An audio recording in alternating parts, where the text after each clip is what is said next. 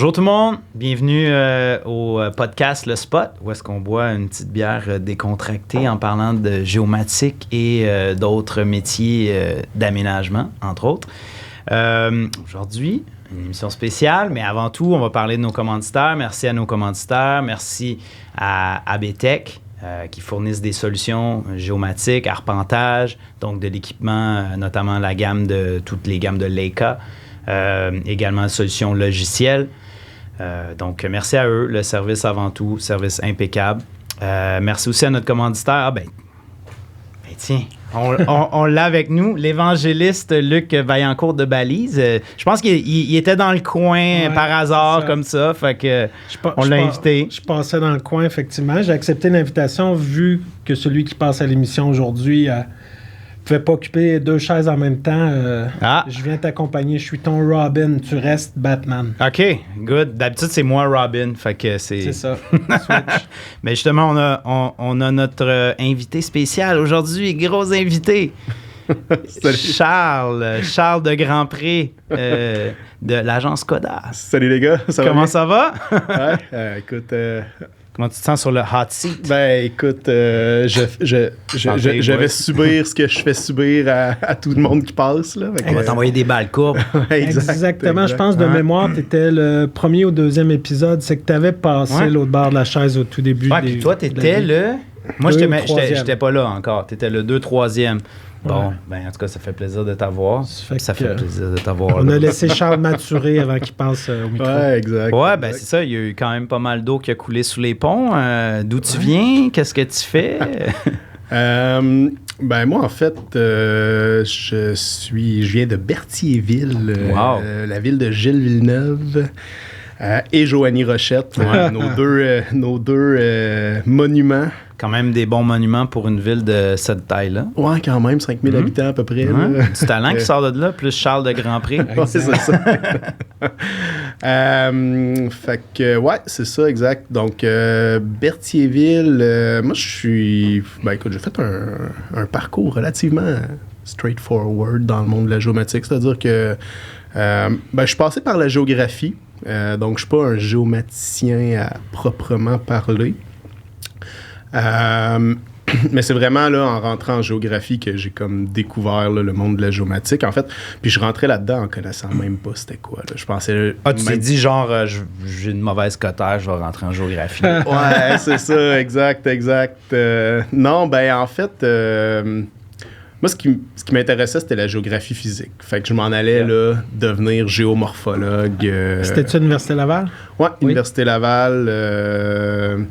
Puis, c'est ça. Puis, dans le fond, en rentrant à l'Université Laval, ben, à l'époque, il y avait un cours qui... Puis, ils ont changé le programme après ça, mais moi, je trouvais ça vraiment très intéressant, la structure. C'était que tu commençais, puis il y avait un cours qui s'appelait l'information géographique, puis que c'était un cours de sur 2 sessions. Fait que tu avais l'information géographique 1, l'information géographique 2. C'était donné à l'époque par un chargé de cours qui s'appelait Étienne... je veux pas le débaptiser. Quelle époque, là? C'était en 2006-2007 à peu près. Donc, je pense que c'était Étienne Girard, son nom.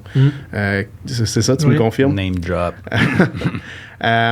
C'était un cours qui était super intéressant, puis c'était vraiment le début, tu sais, comme on faisait des statistiques, systèmes d'information géographique, on commençait à toucher à de la cartographie web. À l'époque, c'était ArcGIS, ArcMap. MapInfo.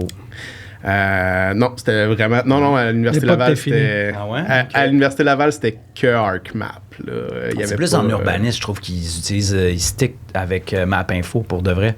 Même département d'urbanisme de la Ville de Montréal, ils utilisent encore beaucoup MapInfo. OK. Bref, tu sais, moi, j'avais des collègues à l'UQTR qui faisaient encore du MapInfo. Ils faisaient les deux à l'époque.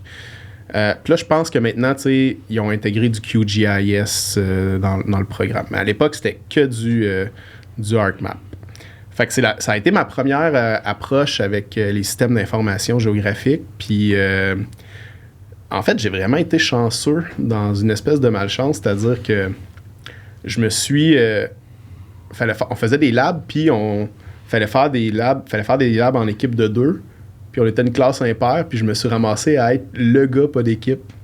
Fait que je me suis tapé mes labs de A à Z, je me faisais tout, puis ça a vraiment été comme une grosse découverte pour moi. Ça, c'est drôle, hein, quand c'est toi qui es tout seul à faire le travail au complet, tu sais, parce que quand t'es deux, tu fais comme un genre de travail à la chaîne, tu fais peut-être même de quoi que finalement tu te serviras jamais de ta vie, là.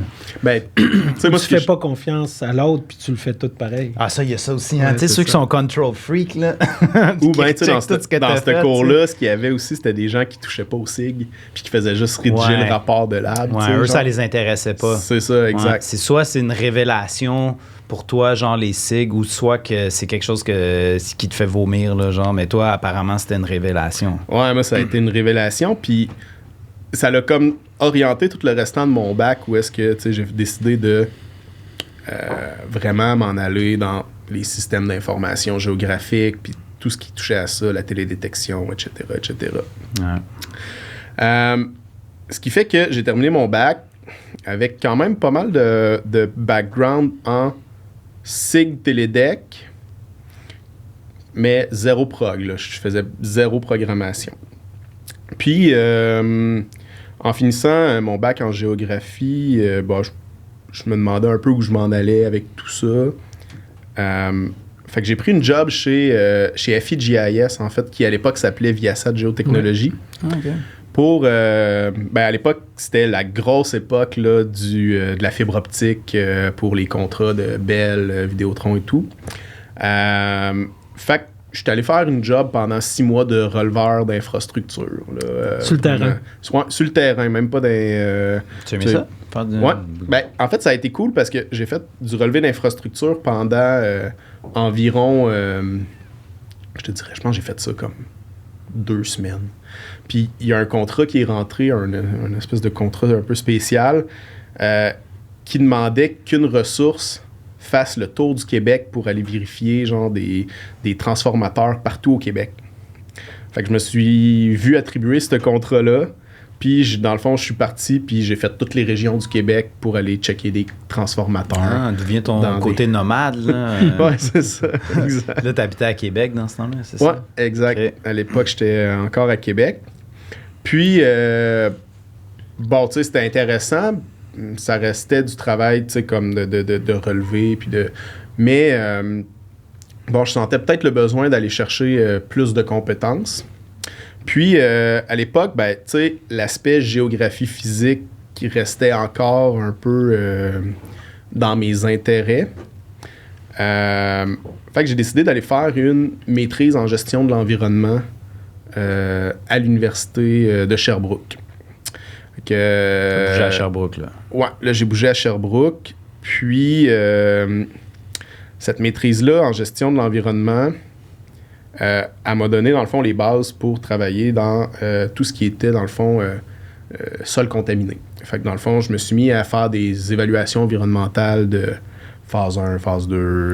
Mais pour ça, tu sais, quand tu fais des évaluations environnementales, c'est... Moi, ce que je me pose comme question, c'est où est-ce qu'il faut qu'il y ait un professionnel comme, tu sais, qu'il y ait un autre professionnel comme biologiste ou ingénieur ou peu importe, qui rentre en ligne de compte? Est-ce qu'il y en a un ou c'est juste pas nécessaire? Tu sais, comme, mettons, dans les phases 2, tu sais, si, mettons, il y a du carottage, y a-tu du carottage? Oui, il y a du carottage. Ouais. Bon, j'imagine... L'analyse se fait ailleurs. Il y a une analyse... Ouais. OK, donc... dans le fond, c'est que tes certificats d'analyse, les analyses chimiques, eux, se font... dans les laboratoires. Là. Fait que, tu sais, comme les laboratoires doivent être accrédités pour faire ce type d'analyse-là. Puis, tu sais, là, tu as des signatures de membres de l'ordre des chimistes. Okay. Mais le rapport final n'a pas besoin d'avoir une signature d'un ingénieur ou d'un biologiste ou je sais pas.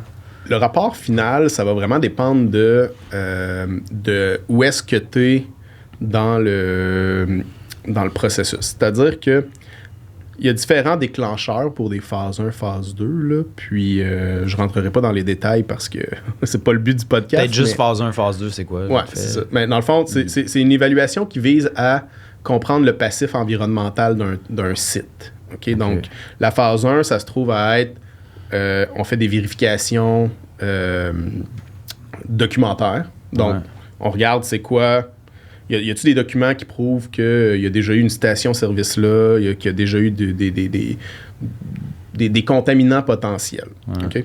Puis une fois qu'on a fait cette étude documentaire-là, ben là, on va dire, ben, OK, on a ciblé nos zones où est-ce qu'on veut aller chercher, par exemple, de l'information sur la contamination. Puis là, on va aller faire le carottage. Puis là, on va aller faire les échantillons. Puis on va faire analyser ça en laboratoire. Mm-hmm. À proprement parler, il n'y a pas vraiment besoin de...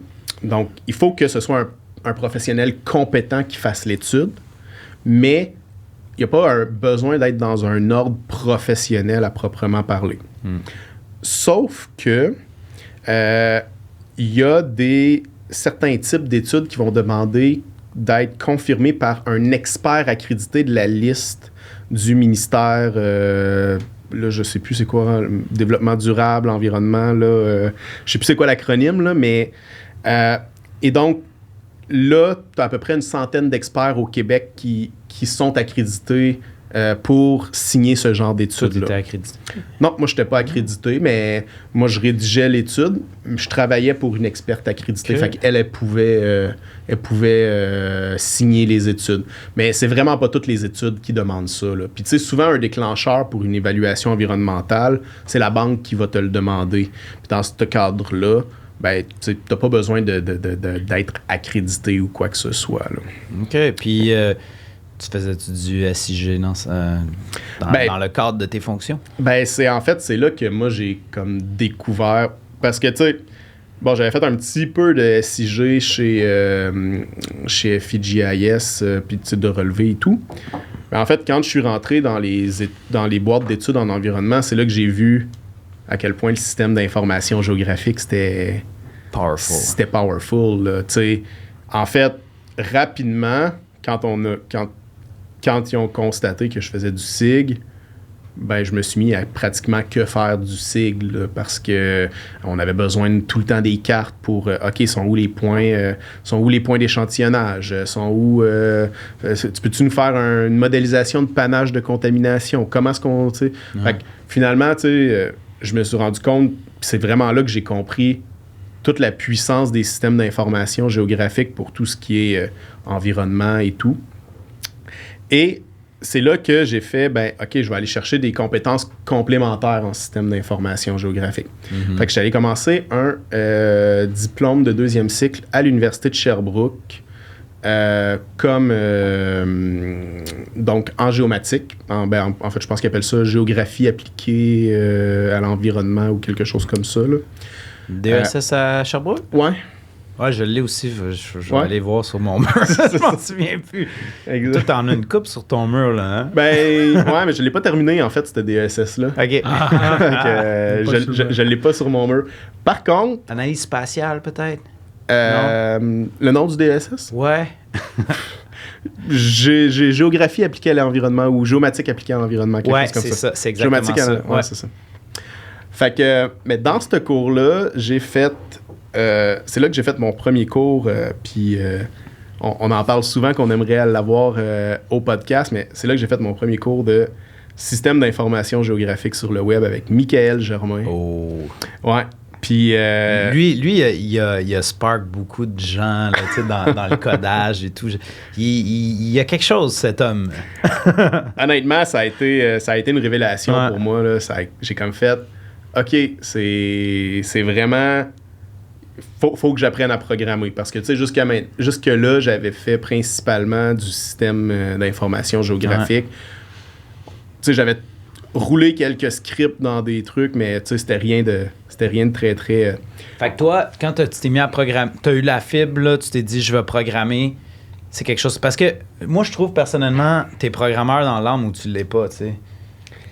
Qu'est-ce que t'en penses, toi? Moi, j'ai fait un peu de programmation, puis j'étais comme, ça, c'est pas pour moi. Ben, c'est une bonne question. Moi, je considère que je suis un power user de SIG qui était bon en SQL puis en logique pour filtrer, nettoyer les données. Mais j'ai jamais programmé, moi non plus. Python, genre? Non, rien du tout. En fait, tout se passait dans la map info puis la map basic Windows dans mon cas, mais on parle des années 90 jusqu'à 2003-2004. Mais j'ai pas été programmeur, mais c'est sûr que ça rend puissant quelqu'un d'efficace qui est lui-même efficace dans une interface.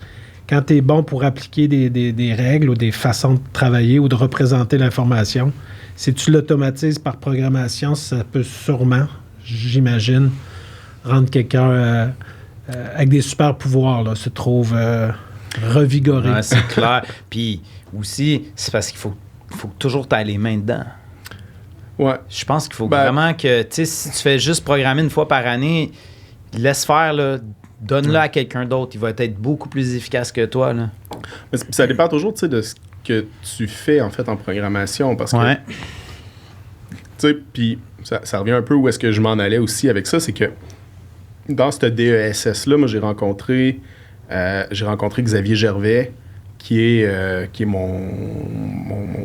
mon bras droit là, en système d'information géographique, tu sais, puis tu sais, c'est une bromance, là, cette affaire-là. Là. Fait que, mais, tu sais, pour vrai, puis à partir de là, on s'est comme plus vraiment lâché, tu sais, puis on a pas mal tout le temps été impliqués dans nos projets respectifs, puis, tu sais, c'est vraiment là qu'on a commencé à parler de faire de la business, puis de commencer à faire des systèmes d'information. Puis là, moi, je commençais avec les sites web, j'avais goûté un petit peu à ça. Puis, par la suite, ben là, j'ai vraiment fait, OK, ben ça me prend faut que je sache programmer du web en général, pas juste prendre une carte OpenLayer puis être capable de la modifier un petit peu. Je me suis dit, OK, il faut vraiment que j'aille pousser pour apprendre à programmer du web. Mais quand tu dis ça, ça veut dire aussi programmer tout ce qui va l'emballer, ta carte finalement. Les pages web. Exactement. Que ça fit, design aussi un peu, parce que c'est tellement important. Ouais, ben, tu sais, évidemment, comme à peu près tous les programmeurs qui commencent, le design est tout le temps un peu laid au début, là, puis après ça se peaufine ou ça se peaufine pas pantoute. Puis il abandonne puis il confie à quelqu'un d'autre. C'est ça, exact. Ouais. Ben parce que, tu sais, je veux dire, c'est comment on appelle ça, du... UX. UX, exactement. Alors, tu fais du UI, User Interface, pour un meilleur UX, User Experience. Ouais, c'est ça. UX. Mais c'est un art puis quasiment une profession en soi, right? Ouais, c'est une profession en soi. Puis, tu sais, juste nous, moi, je le constate chez Coda, depuis qu'on a une graphiste à l'interne, ça a totalement changé la qualité visuelle de ce qu'on... La graphiste, est-ce qu'elle connaît la programmation, tu sais, comme tous les codes là, au niveau des couleurs et tout, ou... ben, elle va connaître... Ou elle va donner une charte, genre? Ben, en fait, nous, on utilise Figma à l'interne, là. C'est peut-être un peu technique, mais... Fait que la graphiste a fait son design... Mais après ça, Figma nous fournit le code pour nous, tu sais, en CSS pour qu'on puisse, par exemple, l'intégrer. OK. Ouais, c'est ça. Ça nous permet de faire... d'aller rapidement quand même pour ce genre de choses-là. Là. On est à quelle époque, là, quand tu commences à... des étapes. Mais quand tu commences à bromance, là, dire c'est le fun, on fait ça. Là, on est en... Ben... Là, j'ai sauté l'étape où est-ce que j'ai pris 1 an pour partir en voyage autour du monde, mais... Quelle année, parle-nous de ça, oui? Là, on parle de 2011, je crois. Ouais, 2011. Fait que 2011, j'ai comme pris une sabbatique. Je suis parti T'es allé où? En Asie du Sud-Est. C'est quoi ton pays préféré? Le Népal. Le Népal? Wow! Ouais, le Népal, c'est quand même nice. T'es-tu comme allé à la base du Mont Everest, genre? J'étais allé à la base de l'Annapurna. Oh! Ouais, wow! Excellent! C'était cool, ça. C'était un beau trip. Je le conseille, là, si jamais vous avez... Seul ou avec quelqu'un qui avait le même trip? Ouais, j'étais avec ma copine de l'époque, en fait. Quand je suis parti là, ouais. C'était cool, ça. Tu dormais où? Pour vrai, c'est la partie plein air là, du podcast. Là, ouais, toi, t'es très plein air. T'aimes ça, hein, le plein air? Ouais, c'est pas mal. Je pense que t'as pas un intérêt pour la géographie physique si t'es pas un tripeur de... Un géographe, il y a un starter pack. Ouais, c'est ça. Fait que t'avais ton starter pack, là. Ça vient avec le gars qui aime ça faire du plein air, qui a certains habillements aussi, peut-être un peu, tu sais, ça habille toujours plein air, même en ville, genre. C'est ça, ça te prend... non, mais ça te prend un imperméable Arc'teryx, là, pour être un géographe, là. Ouais, mais Arc'teryx, c'est peut-être un peu glamour, surtout si t'es aux études, non? Ah ouais, peut-être. Ouais. Mais t'en avais un pareil. Moi, j'étais en peak performance à l'époque. OK, ouais. Mais, ouais, fait à peu près 2012-2013, là. Puis en fait, j'ai commencé mon diplôme de 2e cycle. Je travaillais encore en terrain contaminé. Je travaillais sur la décontamination du centre-ville de Lac-Mégantic après l'incident ferroviaire. Là. OK. Fait que la firme pour laquelle je travaillais avait eu une partie du mandat. Là, puis moi, je travaillais sur l'aspect gestion de chantier, là, puis échantillonnage là, pour la décontamination. Fait que là, je pars, c'est ça. Là, je commence à faire de la programmation. Mais comme je suis un peu geek et tout, je me dis que ce serait une bonne idée d'aller faire un doctorat. Donc... Pourquoi? Juste parce que tu avais soif de savoir? Juste parce que j'aime apprendre. Puis... fait que là, tu sais, je cherchais une façon de comme... on l'a dit tantôt, là, moi, je suis un peu TDA, là, fait que j'essaie de toucher un peu à tout, là, mais là, je cherchais une façon de concilier, dans le fond, géographie physique avec la géomatique. Fait que je suis allé faire un doctorat où est-ce qu'on, dans le fond, on utilisait, on en avait parlé là, quand on a reçu... Sylvie Daniel, mais on utilisait les multibeams, dans le fond, les sonores les échosondeurs multifaisceaux. Fait que j'étais allé faire un doctorat, j'allais commencer un doctorat avec Patrick Lajeunesse à l'Université Laval en, c'est ça, géomorphologie physique / géomatique marine. Et moi, mon sujet d'intérêt, c'était la déglaciation du lac Saint-Jean. Fait qu'on a passé, j'ai passé, je pense, 2 automnes sur un bateau. Mais pourquoi c'était ton sujet? Qu'est-ce qui t'a amené à choisir ça? En fait, c'était quelque chose qui n'était pas super connu, puis il commençait à y avoir de l'intérêt autour de cette... On t'avait proposé ça? Parce que des fois, je pense qu'on te propose, hein? Ouais. Exact, c'est ça. Okay. Ça l'avait été principalement proposé, mais l'aspect géomatique marine était quand même assez intéressant. Comme l'acquisition de données, genre? Oui, exactement. Puis on utilisait des sonores, des multibeams, mais aussi des... voyons, comment ça s'appelle? Des seismiques, voyons. Moi, je suis pas calé là-dedans. En tout cas, un échosondeur seismique là, qui permet de faire un profileur sismique qui permet de faire, dans le fond, des profils de sédiments. Donc, c'est ça. J'ai passé deux automnes à essayer de... En fait, automne-été, là, à faire des allers-retours en bateau juste pour essayer de cartographier le fond du lac Saint-Jean. À très haute résolution. Puis malheureusement, c'est grand en Christie. C'est comme une mer interne, là, ça. Là, c'est énorme. Là. Ouais. Donc, en fait, ce qui s'est passé... des skidoo dans le fond, genre? On n'a pas trouvé de skidoo. C'est sûr que oui. Ah non. Ouais, on était dans la partie profonde. On cartographiait la partie profonde. Okay. On a trouvé un esquerre. Puis, à l'époque, on était bien excité par ça, mais on avait trouvé une formation géomorphologique qui s'appelle des cyclic steps, qui est qui était quand même quelque chose d'assez peu compris à l'époque. Là. Fait que ça aussi, on était bien contents d'avoir trouvé ce genre de forme-là. L'avez-vous analysé de long en large? C'est ça. Moi, j'ai pas terminé mon doctorat non plus. Donc, probablement que quelqu'un a publié sur ça par la suite. Tu l'as pas lu. Mais c'est pas moi qui l'a publié parce qu'en fait, à l'époque, dans le fond, ma copine voulait qu'on retourne en Gaspésie parce qu'elle était originaire de là-bas. Ouais. Fait que j'étais allé habiter 4 ans en Gaspésie. Puis là, j'ai fait, si on retourne en Gaspésie, ça sert à rien d'avoir un doctorat en Gaspésie. En tout cas, très peu de chances que ça me serve là-bas. Fait que j'ai finalement décidé de laisser tomber le doctorat et je me suis décroché un emploi en programmation, en fait. Mais est-ce que tu avais continué à programmer à travers ton doctorat et tout. Ouais, exact. Tu programmais sur quoi? Sur quelle plateforme? Ben, en fait, tu sais, j'ai vraiment appris à programmer en ligne. Là. Fait que, tu sais... OK, t'étais vraiment web encore. T'étais plus front-end? Ouais, exact. Ben, moi, ça a toujours été plus cet aspect-là qui m'a intéressé.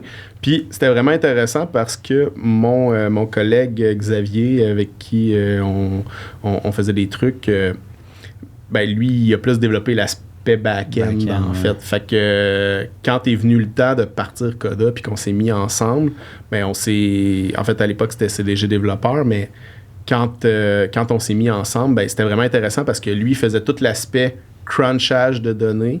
Puis moi, je m'occupais de l'aspect visualisation. On peut dire que front-end, c'est plus visualisation. Oui, c'est l'interface. C'est ça, hein? Ouais, exact. Fait que toi, tu as toujours aimé, dans le fond, plus voir des cartes. Ou, Ouais, exact. Moi, c'était ça que je trouvais cool. C'était l'aspect... design, finalement. Tu sais, une carte, c'est design. Je pense. Puis, tu sais, je trouve que la cartographie web, c'est justement... Ça fait des beaux objets. Genre, ça fait des beaux... Moi aussi, je trouve qu'elle est attrayante, la carto web. Peut-être à cause des librairies, ça se peut-tu? Qui font en sorte que ça sorte beau? Il y a deux choses dans une carte. Il y a la TV autour avec les boutons puis l'interface. Ça, c'est la techno. Mais il y a le rendu cartographique. Ça, c'est un effort de style. Ouais. Ça, c'est le cartographe. C'est deux contenus-contenants, là, si tu veux. Il y a du style dans le contenu puis il y a du style dans le contenant. Exact. Mais ça me rappelle les souvenirs de MapInfo Workspace, hein, une recette de carte. Un Workspace, c'est la recette de la carte. OK. Mais est-ce que vous pensez, vous autres, est-ce qu'il y a des normes de cartographie qu'il faut utiliser, dépendamment du style de couleur? Parce que en urbanisme, on utilise des styles de couleurs pour les usages que normalement on respecte. T'sais. Mais est-ce que dans, par exemple, ce que tu fais, est-ce que tu as des chartes de couleurs, des styles que tu vas respecter, Tu sais, il y a toujours une certaine sémiologie graphique. Ouais, c'est ça. Donc, évidemment que si j'essaie de représenter de la forêt, je vais essayer d'y aller vers des teintes de vert ou de brun. Puis que si j'essaie de représenter de l'eau, je vais essayer d'aller vers des teintes de bleu. C'est très simple ce que tu nous racontes. Non, mais tu sais, c'est ça. Ouais. C'est ça. Sauf que, ben, à un moment donné, ça l'explose tout ça. Là. C'est-à-dire que on envoie là, des cartes où est-ce que c'est du noir et blanc. Fait que ton eau est en noir, puis tu sais, il y a plein de types. Puis les gens vont comprendre quand même si c'est bien fait. Là. Mais c'est parce qu'il faut que les gens comprennent instinctivement. Comme par exemple dans le CAD, dans tout ce qui est dessin assisté par ordinateur, que ce soit en architecture et tout, là, il y a une sémiologie très claire à respecter. T'sais. C'est moins le cas en cartographie. C'est moins le cas, hein? Souvent, je dirais quasiment qu'il y a 3 sortes de cartes. Il y a les cartes très utilitaires routières, comme Google Maps, là, un rendez-vous, une pin, un fond de carte coloré avec les autoroutes, puis ça nous aide à se retrouver. Il y a des cartes d'inventaire où là, il faut que tu aies une bonne légende pour un symbole différent de ce que tu as inventorié. Puis la troisième catégorie, ce serait les cartes thématiques où tu fais des analyses statistiques numériques. Et là, il y a une sémiologie graphique un petit peu plus définie, avec des règles. Comme par exemple, on pense qu'être dans le rouge en finance, c'est négatif, mais c'est supposé être des couleurs froides en sémiologie graphique. Puis, ce qui est au-dessus de 0, c'est supposé être des couleurs chaudes. Parce que si tu représentes un phénomène où il y a des évolutions, des diminutions, des augmentations, des diminutions, c'est supposé des couleurs chaudes, les augmentations, des couleurs froides. Couleurs froides, c'est bleu, vert, brun, gris. Vrai, hein? Tandis que les couleurs chaudes, si on le sait, c'est les jaunes, rouges, oranges, à la limite mauve, je ne saurais pas dans... Donc, il y a une espèce de sémiologie graphique, puis ça, c'est comme le fun pour la statistique.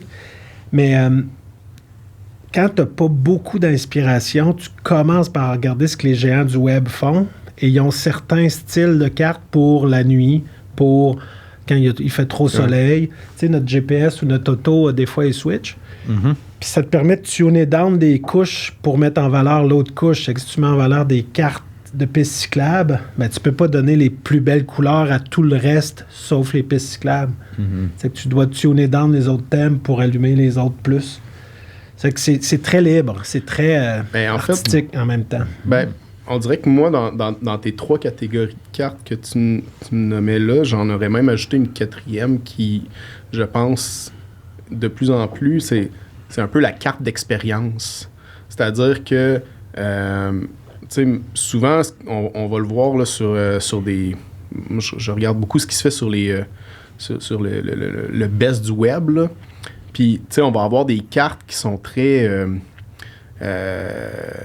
statique? Ben, non, mais pas statique, mais tu sais, qui vont vraiment, dont l'objectif, c'est pas des cartes complexes, mais c'est vraiment d'offrir une expérience. Ça peut être une carte en 3 dimensions, puis là, oups, tu cliques sur telle affaire, puis tu sais, tout l'aspect des story maps aussi, où est-ce que, tu sais, ce qu'on veut générer, c'est vraiment une expérience améliorée à l'utilisateur. Oui, pour y faire comprendre tu sais, il y a un peu une gamification de la carte, finalement, je trouve, dans le web. Puis je trouve que ça, c'est vraiment un trend qu'on va voir de plus en plus arriver. En tout cas, j'ai l'impression, là, mais avec des outils comme, par exemple, WebGL, là, maintenant. Là, pour jouer avec le temporel, le 3D, les animations, ou le storytelling, où tu passes d'un endroit à l'autre avec... du multimédia, un peu, c'est un vieux mot, multimédia. Mais non, mais c'est ça, exact. Je connais 1 ou 2 projets que tu as déjà fait, puis je sais où tu veux en venir, là, ce genre de cartes animées, dynamiques, enrichissantes. Ouais, puis je pense, en tout cas, c'est ça que... nous, en fait, le studio, Coda, c'est vers ça qu'on aspire. C'est de pas juste offrir... parce que, tu sais, je pense qu'il y a des compagnies qui le font très bien présentement, là, tout l'aspect crunchage de data, puis présentation du data, puis j'ai comme pas l'impression que nous, on s'en va vers là. Ce vers quoi nous, on s'en va, c'est vraiment la carte d'expérience. Mais avant qu'on arrive là, parce que là, on va arriver à Coda bientôt, c'est parce qu'il y a ça, là, on fait pas de la pub pour eux, là. C'est quoi? Tu pointes quoi, là? Le Dalmore puis le Beaumont, là. Fait que là, on est rendu là? Ouais, on prend-tu un petit verre avant d'y aller? Qu'est-ce Moi, que t'en penses? Je me promène en Uber. Toi, donc c'est oui. C'est pour ça qu'il était dans le coin, c'est parce qu'il y a un Uber qui l'a... Il y a un Uber qui l'a traîné. Ouais. C'est que je connais pas votre Moi, j'irais avec le Dalmore, par exemple. Ça, c'est fumé, hein? Mais c'est très bon, là. Mais je commencerai avec ça. Ah ouais? Je sais pas ce que vous en pensez. Ah, toi, ça n'a pas d'importance? Moi, ça me convient. Ça, c'est 2 classiques, là. Ah oui. Il me semble que c'est la première fois qu'il y a une pause officielle. Dans le spot? De refill d'alcool. De refill, ouais, on n'en parle pas. On fait juste la boire, mais là, c'est correct. Ça sera pas long, anyway. Bon, ben. Parce que c'est les fêtes bientôt, donc. Santé, on va tomber dans ton entrepreneuriat très bientôt. Là. Ouais, santé à ça. Cheers, merci. Yeah. Ah, c'est bon ça. Moi, j'aime bien. Ça va-tu te faire plus parler ou moins parler? Moins. Ah, OK. Ouais, je parle beaucoup, hein? Non, t'es comique. Moi, je te trouve comique. Tu joues au ping-pong, t'es excellent. Merci, excellent. merci. Donc, fait que là, on s'était laissé, on avait ouvert une parenthèse, mais ça devait être plutôt... En fait, c'est ça. C'est que moi, dans le fond, là, je me suis retrouvé en Gaspésie à faire de la programmation. Puis... je suis vraiment tombé dans une boîte, vraiment plus de programmation pure. Là. Des fois, on avait des programmeurs qui programmaient sur du Acomba pour des trucs comptables et tout. Mais ça a été une bonne école pour moi qui m'a permis de vraiment apprendre comment ça marche une boîte de programmation. Puis, comme continuer à m'intéresser à la géomatique, mais vraiment plus explorer l'aspect programmation. Puis dans le fond, éventuellement, ça n'a pas marché avec ma blonde en Gaspésie, fait que je suis revenu dans le coin. La boîte, elle faisait quoi? La boîte où j'étais? Ouais. Ben, c'était vraiment une boîte programmation, programmation... Il faisait aussi du sport TI, mais c'était vraiment plus une boîte de... C'est assez TI, générique. Il était obligé de répondre aux besoins de la clientèle locale. Exact. Ils ont besoin d'un magasin général de l'informatique, un peu de dépannage, un peu de programmation, débugger un système comptable, faire un formulaire en ligne. Exact. Mais ce qui était drôle, par exemple, c'est que la personne qui avait parti la business. C'est un arpenteur géomètre. Ah ouais? Ouais. Fait que, actif ou ancien? Non, ancien, il n'était pas actif parce que, dans le fond, il s'était... lui, c'est ça. Quand il est arrivé en Gaspésie, il s'est parti une boîte d'informatique. Mais à la base, c'était quelqu'un qui venait du monde, qui était un arpenteur géomètre. T'avais pas ton bro avec toi là-bas? Ouais, exact. Xavier, il m'avait suivi en Gaspésie. Ils ont habité pendant un bout de temps là-bas, lui et sa conjointe. Ils ont eu leur premier enfant d'ailleurs là-bas. Station. Ouais. Puis, on a travaillé ensemble pendant un petit bout de temps là-bas. Puis, c'est ça, exact. Puis c'est là que lui, tu sais, de son côté, s'est vraiment plus penché sur l'aspect back-end. Puis que moi, j'ai vraiment approfondi plus l'aspect front-end. Mm-hmm. Puis, c'est ça. Fait que là, je me suis revenu dans le coin de la Mauricie et tout.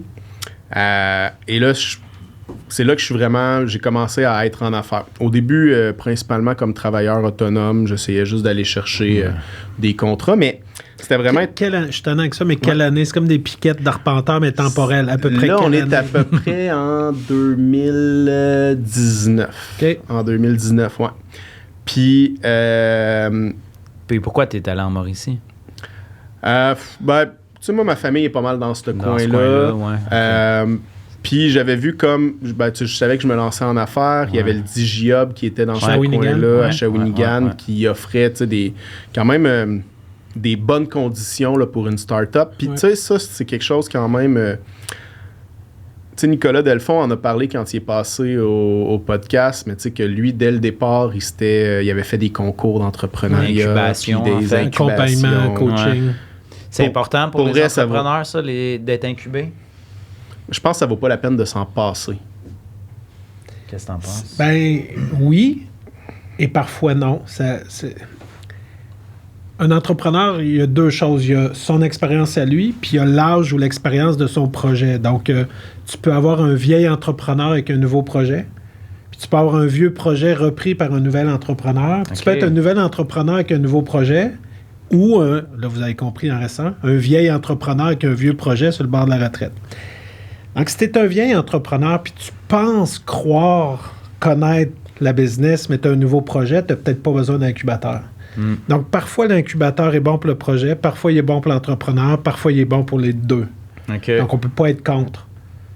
Mais moi, en tant que vieil entrepreneur, je n'aurais pas de besoin. Malgré la jeunesse d'un projet, si je me mettais les mains dedans. Est-ce que c'est parce que l'incubateur t'amène justement du coaching puis des choses comme ça, du support pour les nouveaux entrepreneurs? T'as un pool de services, tu sais, définitivement. Des locaux, de l'ambiance. Exact. Puis, tu sais, quand tu pars puis que tu es tout seul, tu sais, je pense que si tu connais... Quand tu pars puis que tu connais pas encore ton marché, puis je pense que c'était le cas quand même quand je suis parti, où je connaissais pas encore parfaitement mon marché. J'avais un produit, j'avais des compétences, je savais ce que j'étais capable de faire, mais j'étais pas encore rendu au point où est-ce que je me disais, OK...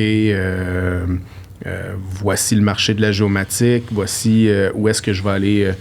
L'incubateur accélère sûrement certains processus. Ouais, exact. Une réflexion. Puis, tu sais, je pense que moi, quand je me suis parti, c'était vraiment là, je tripais à faire de la prog puis de la géomatique, puis j'avais pas de plan derrière ça. C'était très orienté à, hey, c'est le fun de faire de la prog, c'est le fun de faire de la géomatique, ça me tente de faire ça, puis veux pas, je trouvais pas d'endroit où est-ce que... Mais je pense que c'est un peu... je vais encore reprendre les paroles de Nicolas, mais tu sais, ce que Nicolas disait, que c'était une façon pour lui d'exprimer sa créativité quand il est parti, puis de pas faire du 9 à 5, puis d'essayer des trucs. Ben, moi, c'est ça que ça m'a permis quand je suis parti, c'était de dire, hey, on va aller tester des technos, on va aller tester... parce que... Puis ça, je trouve ça... En tout cas, c'est peut-être une partie un peu éditoriale, là, mais je vois pas beaucoup de place pour les géomaticiens plus conventionnels qui travaillent dans les milieux comme disons, dans les municipalités ou des choses comme ça. Je vois pas beaucoup de place pour essayer des technologies, de faire de la programmation. Souvent, on va orienter, OK, la carte ArcGIS Online a fait l'affaire. diffusons de l'information sur ArcGIS Online. Alors que, tu sais, là, nous, on a la capacité de dire, hey, on essaie-tu de faire une carte, même pas dans un système d'information géographique, genre, tu sais, faisons ça dans 3GS, une librairie de 3D. On va faire une carte en 3D. Puis c'est même pas une librairie de sigles. Quand tu t'es lancé, c'était dans le vide en pensant comme ça, ou tu avais peut-être un premier projet à la pige, puis tu t'en es servi pour fonder ta compagnie? Ouais. C'est une bonne question, ça. Je m'appuie beaucoup sur les gens qui sont passés au podcast, mais pour vrai, tu sais... Ouais, parce qu'on a eu des bonnes références, là. Ouais, exact, sûr. Mais tu sais, bonnes expériences. Sébastien Vachon, quand il est passé au podcast, il disait, puis probablement que tu vas pouvoir me confirmer, tu sais, il disait, au début, tu t'accroches à 2-3 clients, puis c'est comme ça que tu pars, tu sais. Ça te prend tes 2-3 clients qui te permettent de faire OK, je suis au-dessus de l'eau, là. Là, on va commencer à développer. Puis ça a été ça pour moi. Puis moi, tu sais, mes premiers clients, puis je les remercie de m'avoir fait confiance au début, c'était dans les communautés autochtones. Okay. Il y avait un besoin là, il y avait des... Comment tu as pris contact avec ces communautés-là? Du bouche à oreille, on a... Puis tu sais, nous... Parce que t'étais en Gaspésie. Ouais, c'était des communautés de la Gaspésie. OK, ouais, là, on vient de comprendre. Exact. Mais puis c'est ça, puis tu sais... Charlotte à l'Istugouche. Ouais, exact. Mais tu sais, un des trucs... tu sais, nous, ce qu'on se rend compte là, dans notre business, c'est que on se fait beaucoup engager par des géomaticiens, puis on se fait engager par des programmeurs. Parce que notre expertise est comme à cheval entre les deux. C'est-à-dire que on intervient quand le géomaticien est au bout de ses ressources, puis il fait OK, ben, genre, OK, là, j'ai besoin d'un programmeur pour aller plus loin dans le projet que je veux faire. Puis on intervient quand l'informaticien est au bout de ses ressources, puis qu'il fait comme ouf, OK, là, je pense que géo. Ça commence à être géo, cette affaire-là. Là. Non, mais c'est intéressant ce que tu dis, parce qu'au bout de ses ressources, ça peut être pris plusieurs angles, tu sais. Des fois, il est capable de le faire, mais il n'y a pas assez de staff, puis il peut pas le faire parce qu'il n'y a pas assez de temps. Ou des fois, c'est parce qu'il n'y a pas les capacités techniques non plus professionnelles de les faire, tu sais. Puis dans l'ère où est-ce qu'on est, je pense que on est quand même assez chanceux là-dessus, parce que des ressources, il n'y en a pas illimitées. Non, même en consultation, tu sais, on parle souvent qu'il faut que tu vendes du produit, mais la consultation, on le vend dans les voiles, quand même, tu sais.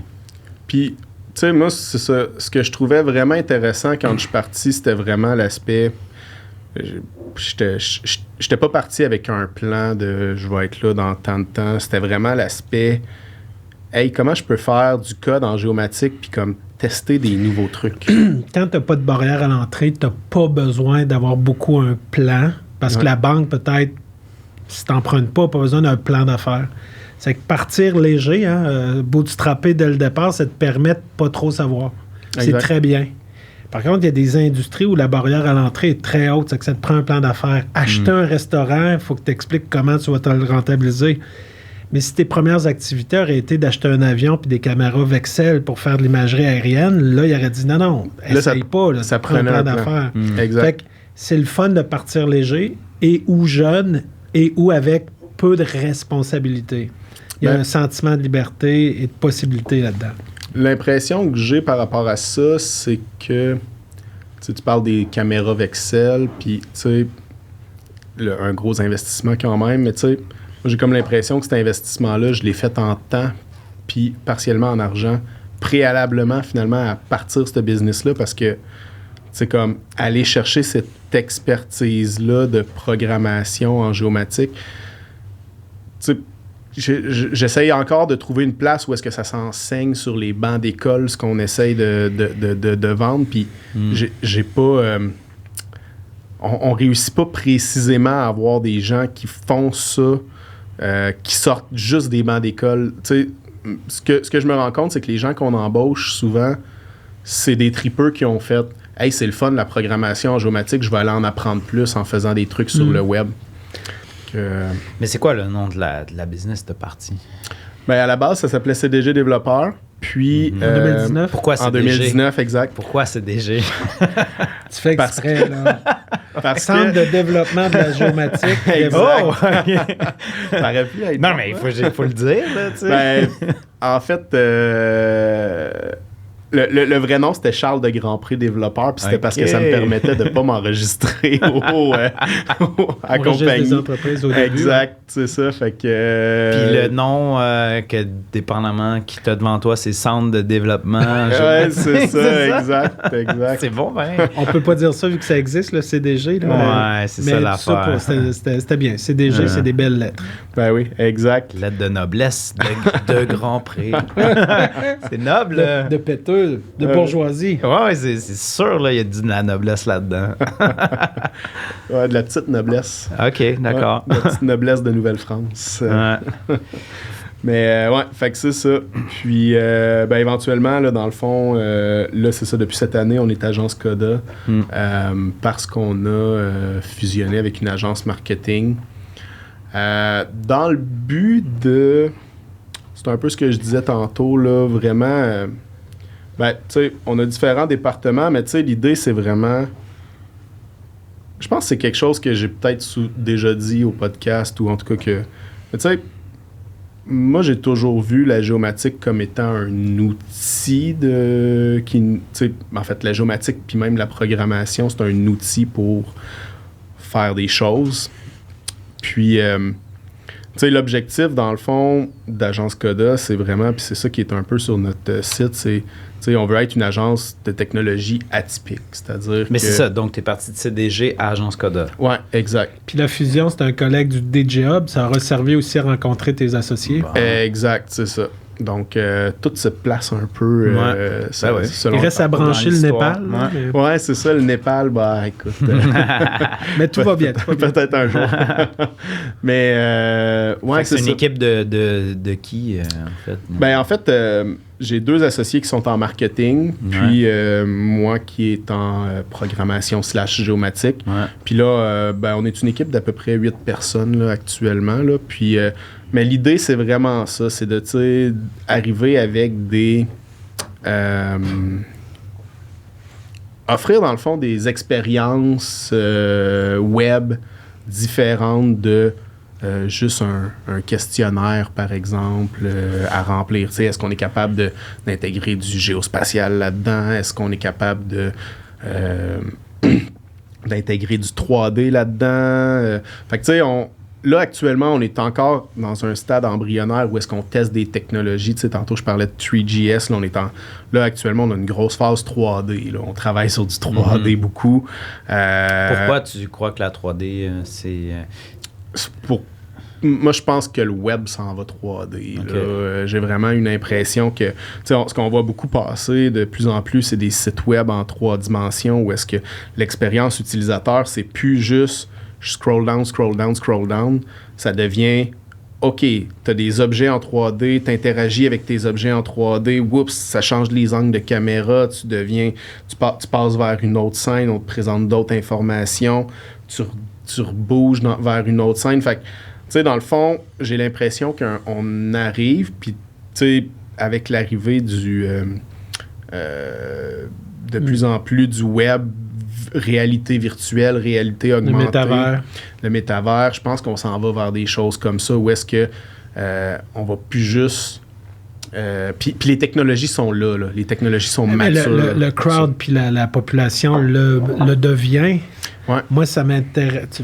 Je fais comme si j'étais vieux, mais les jeunes éduqués à jouer en 3D ou à être très numérique, c'est que... faut que ça réponde à un besoin ou il faut que ça interpelle des utilisateurs. Ouais. Parce que le 3D, ça a été longtemps un luxe. Là. On pourra en reparler un jour.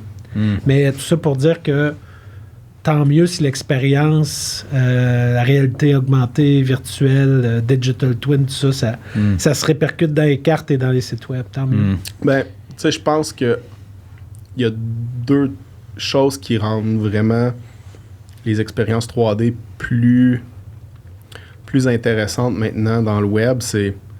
Ben, il y a du data en masse, là. Ça, je l'inclus même pas dans les 2, mais là, actuellement, tu sais, le réseau est plus fiable, on est capable de transférer plus de données, les algorithmes de compression, puis les outils de compression, puis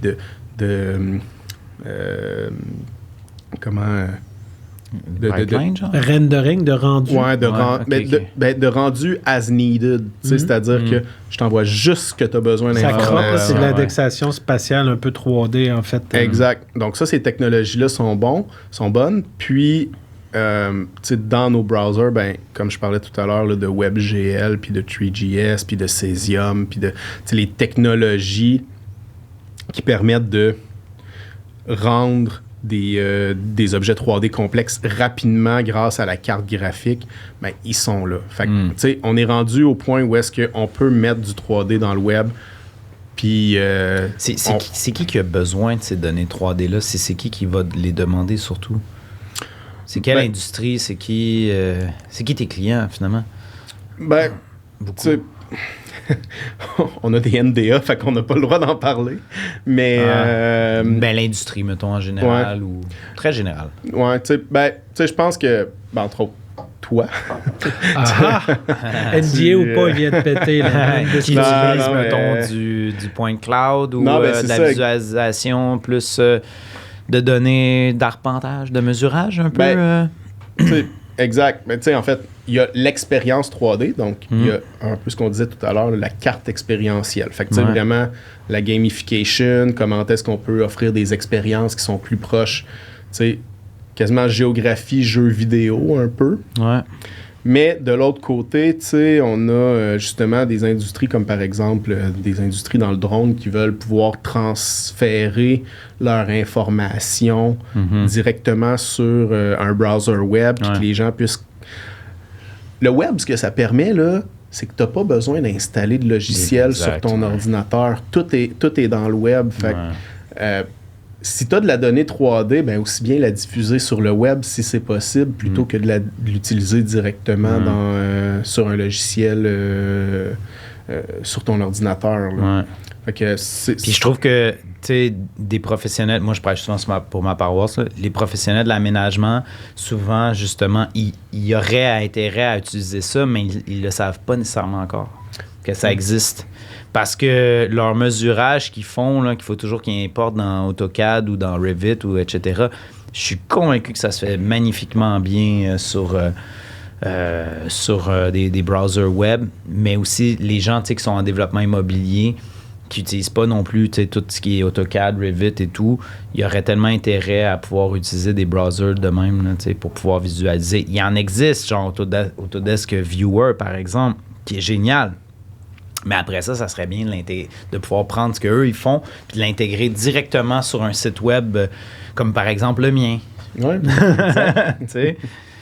Fait que, mais bon, il y a des solutions qui sont comme encore trop propriétaires, qui fait en sorte qu'ils vont pas vouloir peut-être partager ça sur d'autres sites web que le leur, finalement.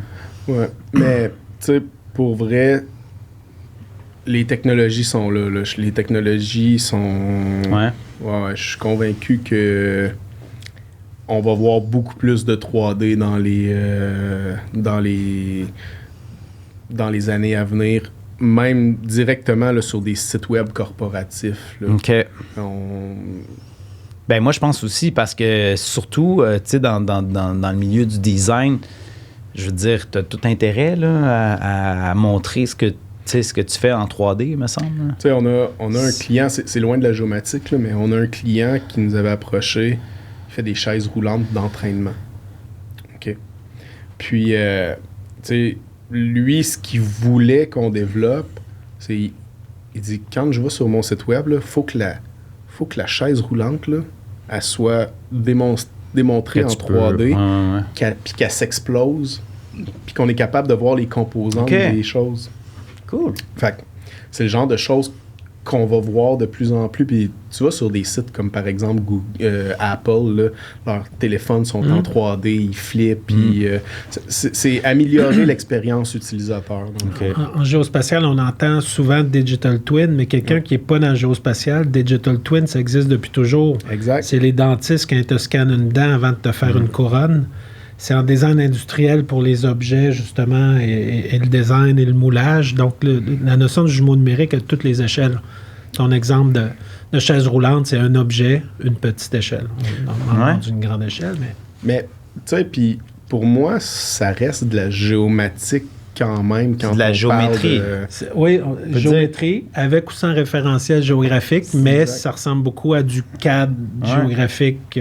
Oui, mais c'est parce que de la géomatique, quand on n'a pas de référence cartographique, on appelle ça être dans le local. Oui, c'est ça. C'est un 0-0, c'est très cadre. That's it. Souvent. Ouais. Donc, mais c'est pour ça que souvent, le mot géomatique perd beaucoup de sens. Il y a juste du sens chez ceux qui font de la géomatique, qui ont étudié en géomatique, finalement. Exact. Surtout. On a souvent parlé de long en large là, de ça. C'est sûr que le terme géomatique, je sais pas, vous, dans vos expériences, moi, quand je parle de géomatique à quelqu'un qui n'est pas en géomatique, c'est souvent la première fois qu'il en entend parler. Puis s'il en entend parler, l'image qui pop dans sa tête, là, dans son diaporama mental, c'est un arpenteur géomètre. Ouais, aussi, ouais. Fait que c'est pas nécessairement utile. Il y en a juste 850 là, des arpenteurs géomètres actifs au Québec. Donc, c'est pas ça, la géomatique. Ou c'est une branche de... Orlando nous avait-tu dit ça? Il y avait 850.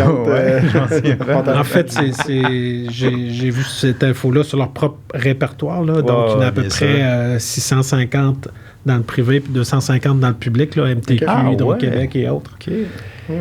Mais tout ça pour dire que géomatique, c'est un mot qui est quasi problématique. Il se dit géomatique à peu près juste au Canada, un peu en Australie. Sinon, c'est GIS. Puis les Français, c'est beaucoup SIG. Donc, les Français, SIG, États-Unis, GIS. Mais géospatial, je trouve que c'est un mot un petit peu plus englobant. Puis il y en a qui réinsistent sur Location Intelligence, mais ça, je trouve que c'est très socio-économique. C'est beaucoup pour des analyses de marché, de la localisation, de la géolocalisation, GPS. Location Intelligence, je sais que Nicolas parlait beaucoup de Location Intelligence, mais pour moi, c'est des beaux mots, mais quasiment aussi nichés que géomatique. C'est que moi, je prêche pour géospatial au masculin, le géospatial. J'essaie de pas accorder géospatial juste pour que ce soit mieux trouvable sur le web sans E. C'est que c'est géospatial, géospatial.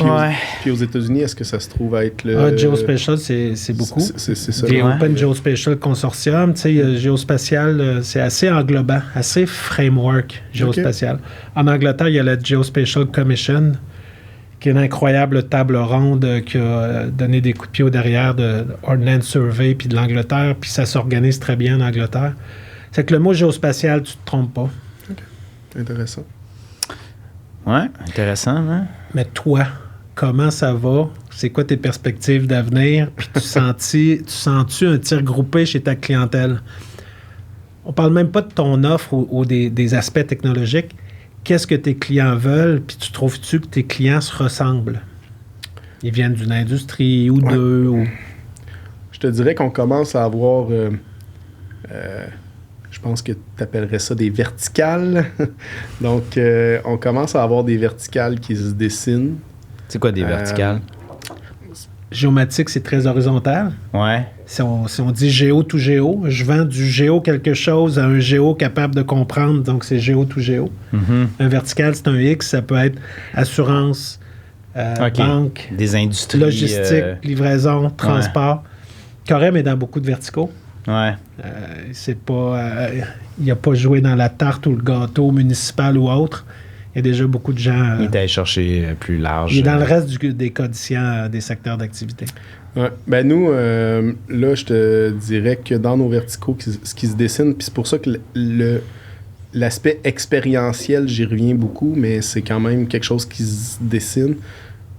L'aspect touristique actuellement est un vertical qui commence à vraiment se regrouper. Il y a besoin d'expérientiel, entre autres, lui. Oui, exact. Et c'est pour ça qu'on travaille vraiment plus là, nos cartographies interactives pour dire, OK, là, c'est plus juste de mettre des pins ou quoi que ce soit, c'est vraiment d'offrir quelque chose de plus... Tu parlais de gamification. Il y a un autre mot aussi, c'est serious game.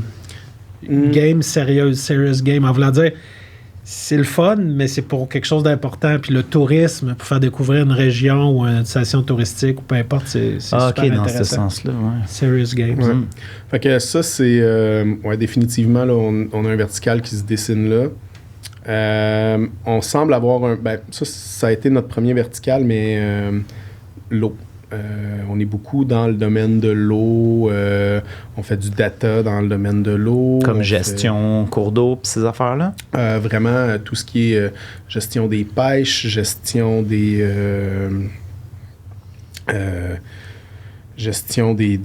réseaux municipaux. On fait du data, dans le fond, là, dans ces milieux-là. Là. OK. De plus en plus, on est approché pour du déploiement de systèmes. Donc, vraiment, je pense qu'il y a actuellement, en tout cas, puis peut-être t'es la bonne personne pour me le confirmer, mais je pense qu'il y a un effort de géomatisation des entreprises et des organisations qui est en cours. Fait qu'on se fait souvent approcher par des gens pour... Ben nous, on a un système d'information géographique, là, mais on n'est pas rendu à l'étape d'avoir des bases de données. Puis fait que ça, on en a de plus en plus, là, des gens. Organiser les bases de données et l'architecture des bases de données from scratch? Ouais, puis organiser vraiment une architecture complète de OK, je vais sur le terrain, ça synchronise dans ma base de données, qui se synchronise dans mon... J'oserais juste, pour te taquiner, dire que ça reste très horizontal, intéressant, mais c'est générique. En effet. Tourisme et eau, c'est deux beaux verticaux, puis eau, c'est big. J'ai l'impression que... Puis vous avez un invité intéressant, là, sur tout ce qui touchait l'hydrospatial et tout ça, là. Ouais. Mais quand on pense à l'eau tout court, là, peu importe où elle se trouve, en ville, dans une rivière, dans un lac... c'est un thème, je ne sais pas qu'est-ce que tu as comme projet, mais ça serait une belle verticalisation. Oui, tout à fait. Puis, ça a été notre premier vertical qui s'est dessiné. Puis ça, c'est quelque chose qui est quand même intéressant. Puis souvent, mes employés puis mes associés m'en parlent, mais on a beaucoup de... Nos projets sont comme cool socialement. Les employés sont comme fiers de travailler sur des projets. Comme Fondation Rivière, parce que c'est des causes importantes. Oui, exactement. Eau, environnement, ça te rejoint? Oui, exactement. Puis on travaille avec les Premières Nations, puis ce genre de choses-là. Là, c'est fun de travailler avec les Premières Nations. Hein? Oui, ils ont vraiment... Parce que t'apprends beaucoup en même temps. Oui, puis ils ont... comment est-ce qu'ils appellent ça? Il y a un concept scientifique qui est le Two Eyes Seeing. OK. Qui est ou le Two Eyes Sight, là, mais en tout cas. C'est, l'idée pour eux, c'est vraiment de dire il n'y a pas de... Excusez-moi. Il n'y a pas de... Fumée sans feu. Non, mais il n'y a pas de... Pour les Premières Nations, dans le fond, l'idée, c'est vraiment... oui, il y a l'approche scientifique, mais il y a l'approche traditionnelle. Puis, regarde, tu sais, ce qu'on vous dit depuis les 20 dernières années, les 30 dernières années, les 40 dernières années, intégrez ça dans votre science moderne, puis il y a une façon de le... C'est peut-être des perspectives ou des points de vue. Exact. Sight, ça serait peut-être un bon mot, deux façons de voir, deux perspectives, deux points de vue. Mais c'est peut-être aussi l'approche de témoignage un peu aussi, peut-être. Exact. Qui est quand même intégré aussi, comme par exemple... moi, j'ai travaillé dans un dossier, quand je travaillais dans une municipalité, pour déterminer, dans le fond, la zone inondable. On allait voir des gens qui étaient là depuis longtemps, puis on leur demandait des témoignages. Je ne sais pas s'ils font ça encore, par exemple. Mais bon. Ouais, ça doit être un peu la même optique, puis surtout que c'est des gens qui... Est-ce qu'ils documentent beaucoup, justement? C'est toujours sur... Chacun des mandats a quasiment... tout le temps un aspect documentation du savoir traditionnel et connaissance du territoire, mais par la mémoire, l'anthropologie. Exact. Okay. Donc ça, c'est très intéressant. Puis, puis avec les changements climatiques, les changements dans les écosystèmes actuellement, ils cherchent à documenter beaucoup l'impact que ça a sur les savoirs traditionnels. Puis, OK. Ouais, c'est super intéressant. Wow. Ouais. Puis c'est quoi qui sent bien pour l'agence Coda? La 3D, on a déjà parlé, entre autres. Y a-t-il d'autres choses? On a une belle année 2023 qui se pointe, là, ça va vraiment être intéressant. Nous, c'est vraiment actuellement des enjeux de croissance. Là, donc, aller chercher des nouveaux talents, aller chercher des nouveaux segments de marché. Non, on est super bien positionné. Ça a été une bonne première année là, suite à la fusion. Puis là, on se dirige vers vraiment une belle croissance. C'est quoi le type de poste que mettons, il y aura à pourvoir? Oui, ben là, actuellement, on a... très multidisciplinaire quand même, donc... Oui, ben là, on a 3 postes là, qui sont affichés. Là. Okay. On a besoin de programmeurs analystes. Puis on cherche actuellement un directeur de département là, pour le département de géomatique. Là. OK. Wow. Ouais. Fait que nice. Ça ressemble à peu près à ça, mais l'idée, c'est vraiment continuer de faire connaître la géomatique via le podcast, entre autres, là, puis apporter des... Moi, je pense que ce qui est vraiment trippant, c'est amener de la géomatique dans des endroits où est-ce qu'on ne penserait pas à mettre de la géomatique, apporter ces outils-là dans des milieux qui sont peut-être moins conventionnels pour la géomatique, ou tout simplement faire remarquer aux gens qu'ils font de la géomatique. Ouais. Parce qu'il y a beaucoup de gens qui font de la géomatique sans savoir qu'ils font de la géomatique. Mais c'est-à-dire quoi? De les organiser un peu mieux? Ouais, ben... Parce qu'il y en a, tu sais, ils vont prendre, OK, il y a un employé quelque part dans un département tout seul, lui, il connaît un peu QGIS et rend des affaires, mais tu sais, s'il intégrerait ça, puis il montrait, mettons, tu sais, vraiment une base de données avec une bonne architecture, je pense qu'il serait gagnant. Il y a tellement d'entreprises que, justement, tu sais, ils jouent avec beaucoup de données, puis ils ont juste pas pris le temps ou ils ont pas cette notion-là d'organiser des bonnes bases de données, en fait. Ouais. Puis des gros organismes, hein, je dirais pas de nom, là, mais des gros organismes québécois pour de vrai. Là. Mais je pense qu'il y a encore un travail de structure et de géomatisation à faire dans beaucoup d'organisations. Ouais. Ça, je suis convaincu. Puis je pense, honnêtement, là, c'est con, mais peut-être faire comprendre aux gens que c'est accessible. Ouais. On n'est pas obligé d'avoir la grosse solution à 100 000 $ serveur, puis on peut très bien, à partir d'outils libres et open source, vous déployer une solution de calibre professionnel. Surtout avec l'agence Coda. C'est bien ça. Ben oui, ils ont une solide expérience là-dedans. Ils sont super bien placés pour ça. Exact. Donc, c'est vers ça qu'on s'enligne. Là. Bon, ben good. Yes. It's a wrap. It's a wrap. Tu méritais ton émission. Ben c'est sûr. Oui. Oui. Ben merci beaucoup, Charles. Hey, merci. Puis merci à tout notre auditoire. Merci à nos partenaires, ABTech, Balise. Merci, Luc, d'être venu. Puis bonjour à tout le monde, Francophonie, à tous ceux qui nous écoutent. Vous pouvez nous suivre sur LinkedIn, Facebook, Instagram, Spotify aussi. Quand vous êtes dans votre voiture, c'est super pratique, c'est super agréable d'écouter un bon podcast. En plus, il y a beaucoup d'informations qu'on véhicule. Donc, on s'éduque en même temps. Puis, c'est ça. Si vous avez des bons sujets pour nous, que vous soyez en géomatique, les domaines de l'aménagement aussi, surtout comme urbanisme, même architecture, BIM, on s'intéresse beaucoup au BIM. Donc, on essaie d'ouvrir de plus en plus vers ces professions-là. Je pense qu'on a quand même beaucoup de choses qui sont assez connexes. Donc, n'hésitez pas à communiquer avec nous. On répond rapidement. Voilà. Et longue vie au spot. Et bravo, les gars. Lâchez pas. Faut que ça continue. Vous avez encore plein de monde intéressant à rencontrer. Il y a du monde intéressant au Québec en géomatique. Hein? Il y en a encore beaucoup. Pas juste en géomatique. Oui, mais exact. Pas juste en géomatique. Le terme géomatique, mais je suis sûr que vous allez avoir un line-up et des invités intéressants, surprenants. Ouais. Yes. Merci.